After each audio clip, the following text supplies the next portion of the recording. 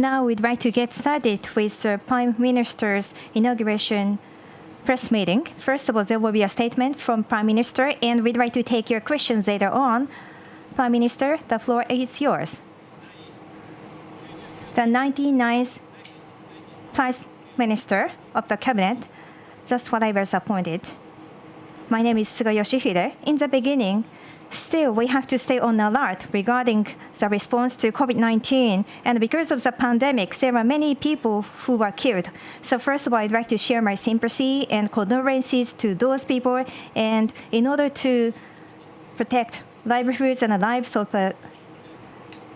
people in Japan, so there are many healthcare professionals and all the stakeholders. I'd like to deeply extend my whole appreciation to those people. And we have torrential rains and typhoons and a series of disasters which also killed many people. I'd like to also share my condolences to those people, and those who are affected, I'd like to share my sympathy. So far, under the second Abe administration, I served as a Chief Cabinet Secretary for Economic Recovery and the establishment of the Diplomacy, National Security, and Social Security Fund. On many different areas, I tackled important challenges. And after the turn of the year, we had a COVID-19 and expansion of the pandemic and the worst ever fallout of the economy after the World War II. Now we have to scarily tackle such a situation. That's what we did. And this time around, the former Prime Minister got ill, so therefore he had to resign halfway through.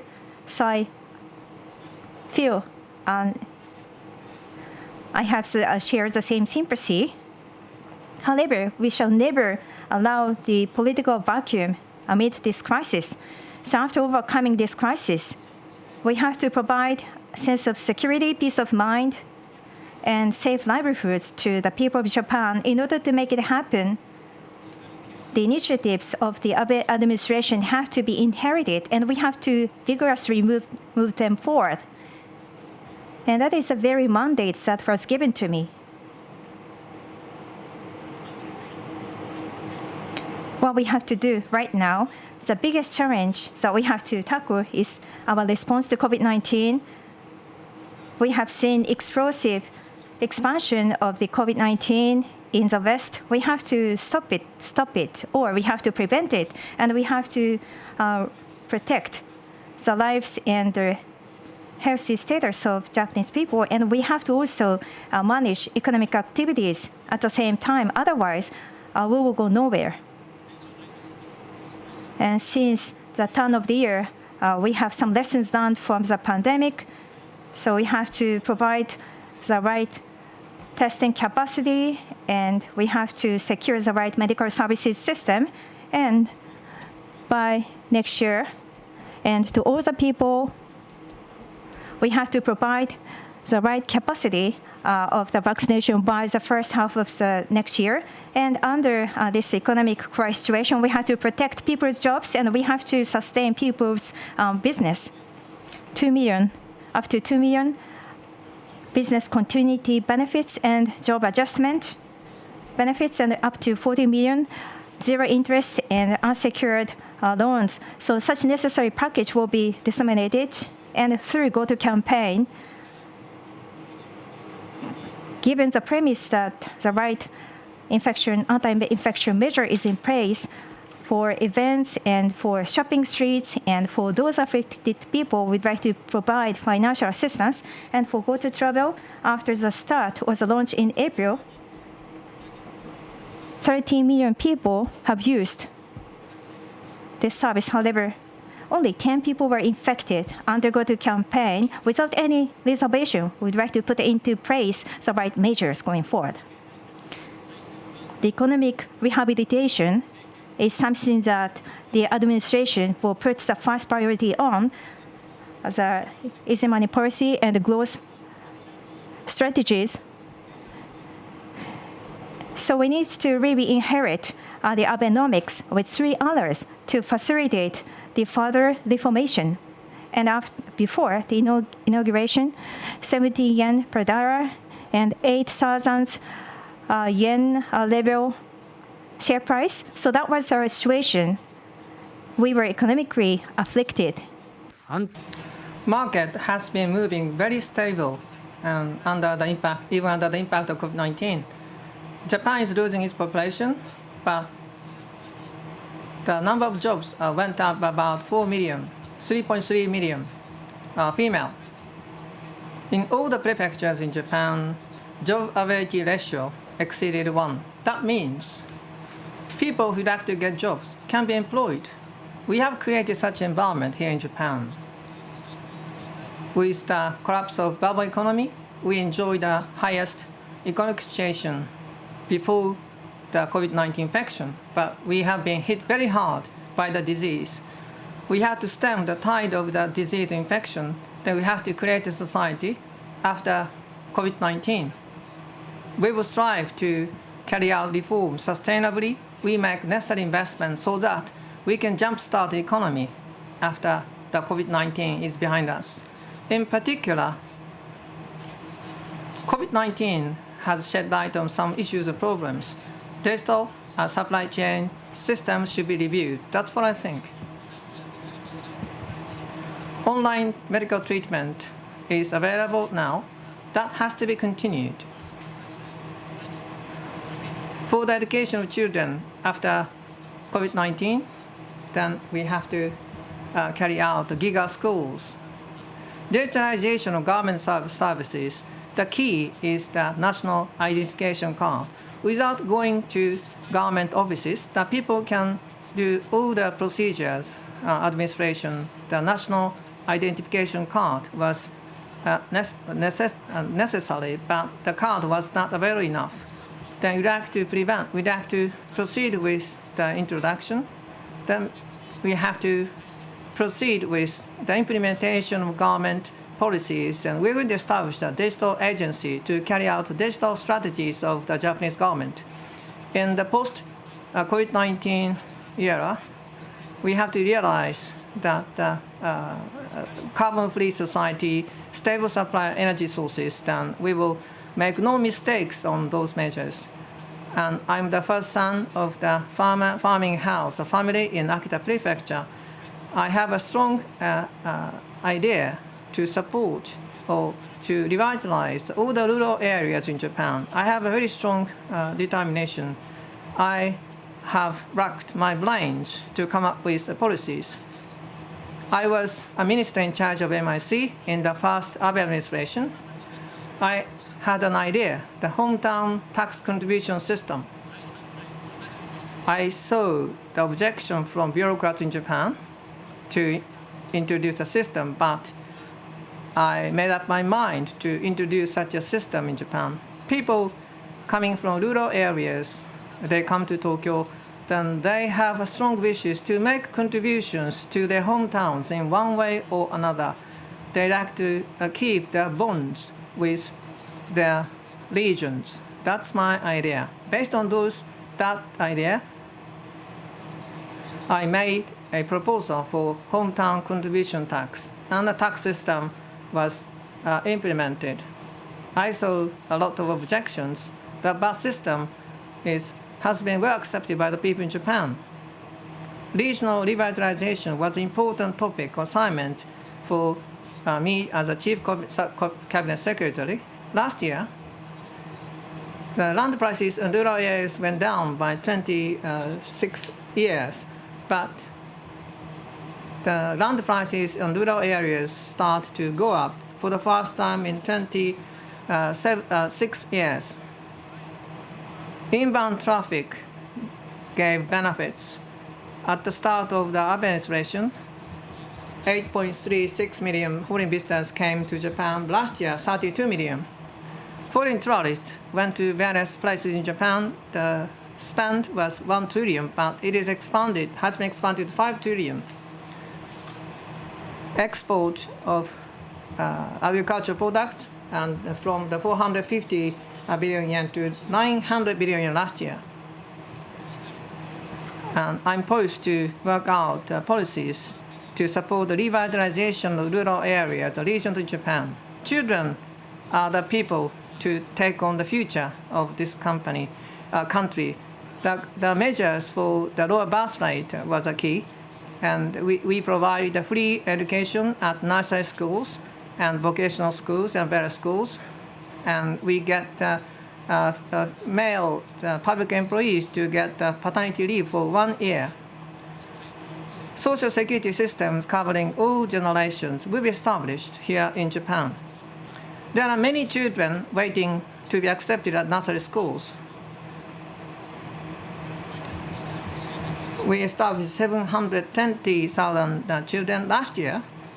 Since the start of the survey, 12 children were on the wait list of the nursery schools, the minimum number in history. We'd like to put an end to this issue by enhancing the nursery school systems. And then also households who are looking after having a children, we'd like to support those households. And in order to lower the hurdle for them, so fertility treatment and the application of the national insurance should take place. So people have to bear children without any worries, and female workers have to vigorously play an important role in the society. Such environment has to be securely and surely established. And for diplomacy and national security, we have a quite an increasingly tough situation. And based on the Japan and U.S. alliance, we have to provide the right measures.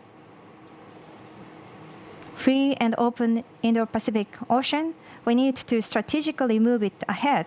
And including China and Russia, with neighboring countries, we need to stabilize our relations. And after the World War II, in order to wrap up what we have been doing, and especially to address the abduction issue, we will do everything that we can do. And I was cyber-hatting as the person in charge for this issue. And starting with the United States, with stakeholders, I'd like to collaborate closely. And as soon as possible, we have to make the return of the abductees happen with all-out efforts. For 7 years and 8 months, when I was serving as a Chief Cabinet Secretary, I was in charge of crisis management on many different fronts. Ballistic missiles and national security threats were there, and then also some national natural disasters, and then also terrorism of Japanese nationals. There were many emergencies to which I had to expeditiously respond. And all the time, what I think is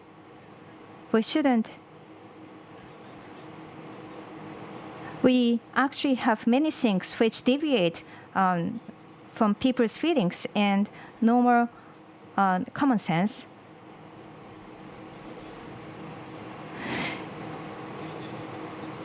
And the three major carriers in the mobile phone industry have monopolized this area. And they have earned a 20% OPM, operating profit margin, using public radio wave. So there are many more things that we have to really consider. And we have to listen to the people's voices to consider what is really right and to execute the right policies. That's the very things that I really believe in. This is what I'd like to really carry forward going forward.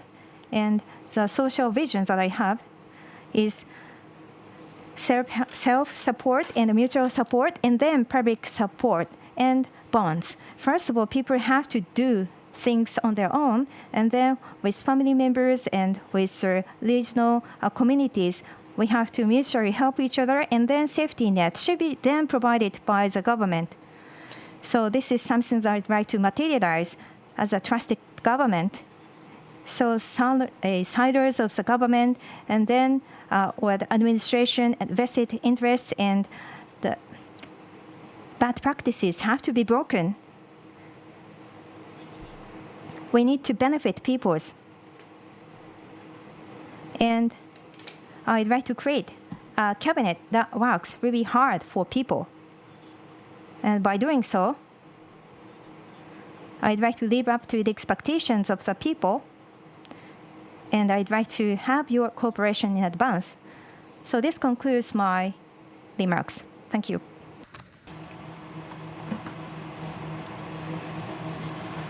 Well, then we'd like to take questions from the floor. We have a cabinet meeting after this.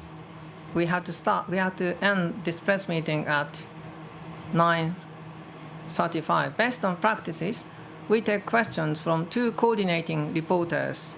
When your name is announced, please stand and go to the mic. Please state your affiliation and name. Then ask your question. First off, can I ask for your first question, please?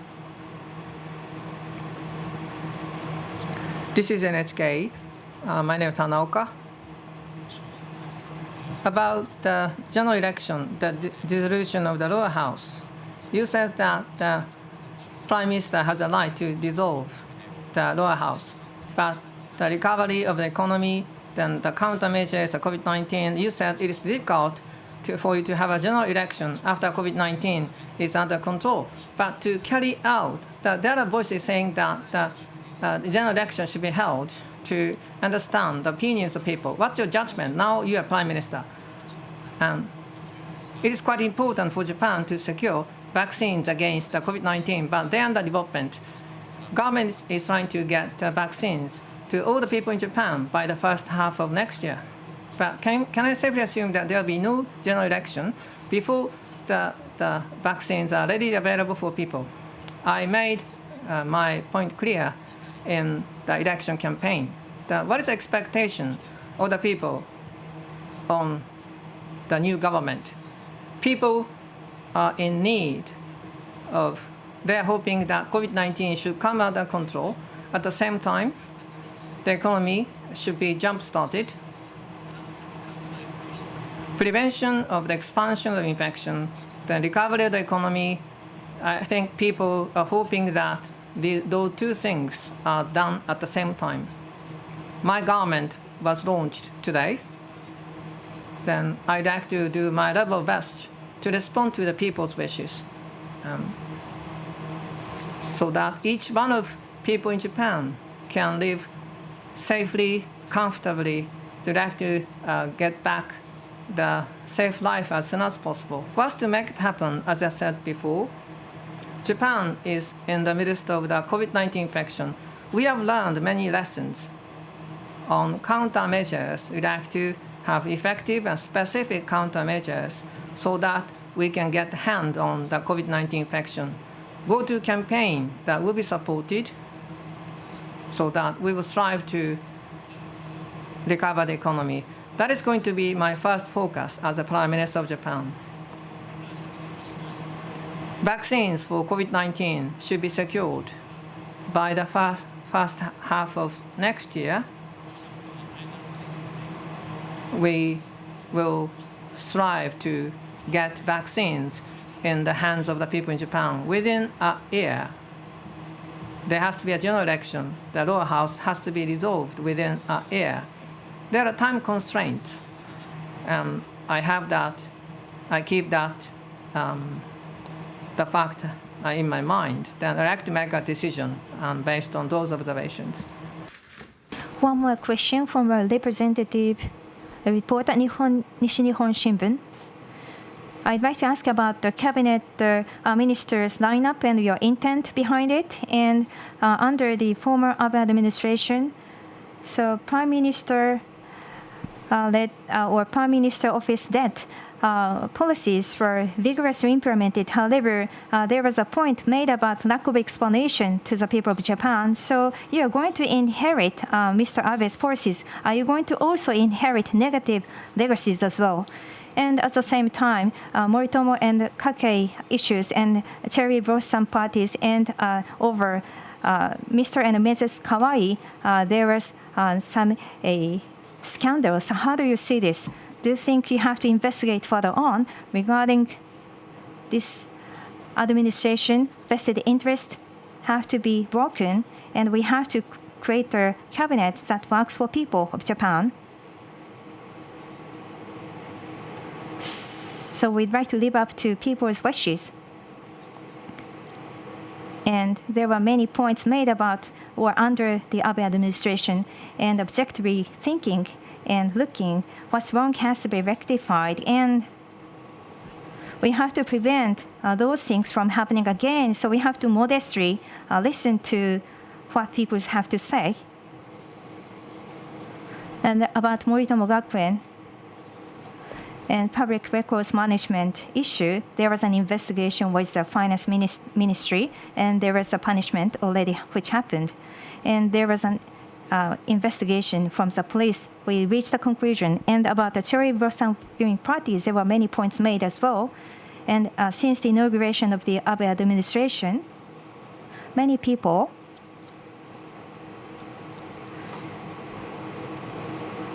actually, we had an increase of invitees to the party, and there were many people who criticized about the party. And upon this occasion, from next year and onward about this party, I'd like to cancel the cherry blossom viewing party. And about Mr. Kawai scandal, currently litigation is going on. So therefore, I will not make comments in this venue.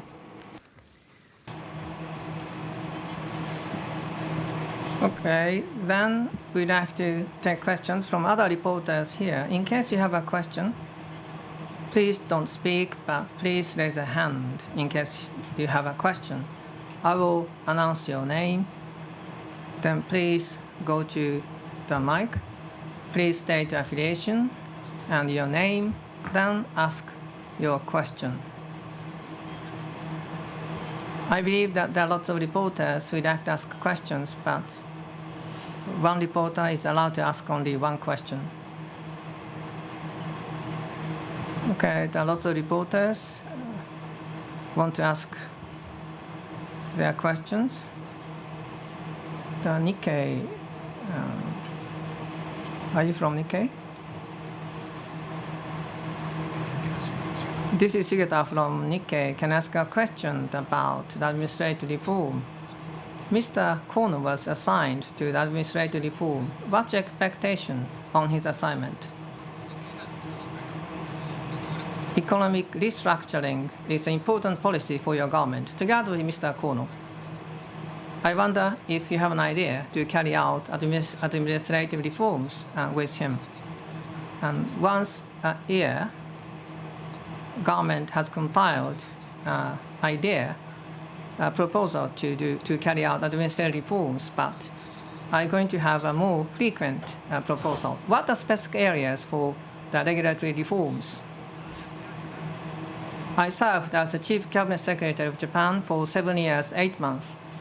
Some policies and challenges, they are based on the bureaucratic barriers and past practices. On water dams, some dams can release water during the heavy torrential rains. Others are not allowed due to government sectionalism. And when the hometown contribution tax system was introduced, then there were no examples pay tax to areas that they don't live. We relaxed the visa requirements to bring in the traffic from foreign tourists. But tourism industry, the land ministry were happy with the idea, but national public or police authorities were not happy with the introduction of the system because they thought that the crime rates in Japan may go up. There are lots of those examples coming from government sectionalism, if you like. Vested interest and bad examples in the past, government silos. We try to eliminate all of those barriers to carry out regulatory reforms. Minister Kono, he was in charge of administrative reforms at LDP. That's why he was appointed as a minister in charge of administrative regulatory reforms. For example, then I had the cabinet meeting. Then I gave instruction to Mr. Kono. For example, government sectionalism, call center, if you like. We can get voices from the people in Japan. Whenever people in Japan are not happy with the government silos or government sectionalism, then I gave instruction to have a section within the government to listen to what the people have to say about the government systems. Vested interests. Then whatever we do, then we act based on the examples in the past. Minister Kono is going to deal with all of those matters as a government minister. I myself said regulatory reforms come front and center in my government. So I'd like to work in tandem with Minister Kono to deal with that matter I have mentioned. So next reporter, please.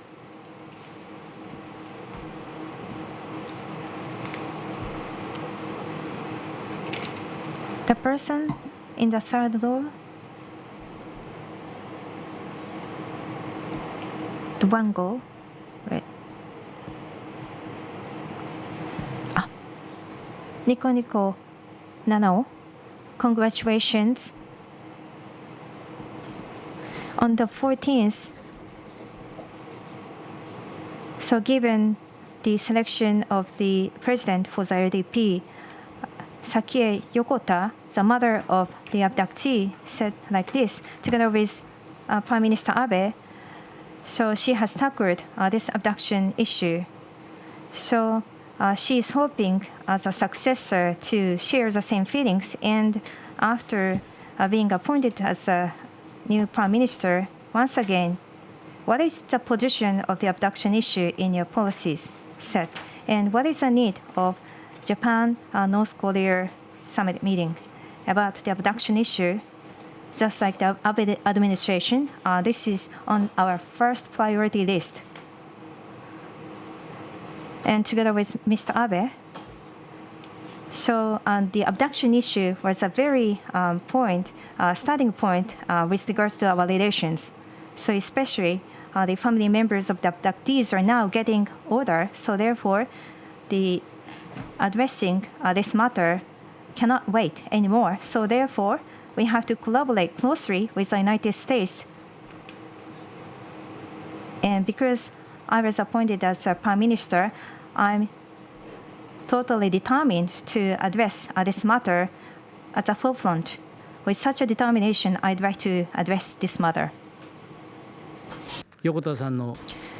And the further of a Yokota, I couldn't really fulfill his dream and objective, so I feel so sorry about this. So it's been about 30 times since start of this press meeting. I'd like to ask you to ask a short question. The reporter from Kyoto Shimbun. This is Kunisada from Kyoto Shimbun. Prime Minister Suga, in your speech, you mentioned cherry blossom viewing party. The party will not be held next year. It was indeed a drastic statement for me. Did you have any consultation with other people, such as former Prime Minister Abe? From the opposition parties in the Diet, the opposition parties were quite critical about the government on that matter. Would you please elaborate, or would you please talk more about your intention not to have a party next year? There'll be a budget requirement. What's more important than that is that we have to focus on the countermeasures against COVID-19. Then I have decided not to have a party next year. Did you have any talks with Mr. Abe on that matter? For this particular matter,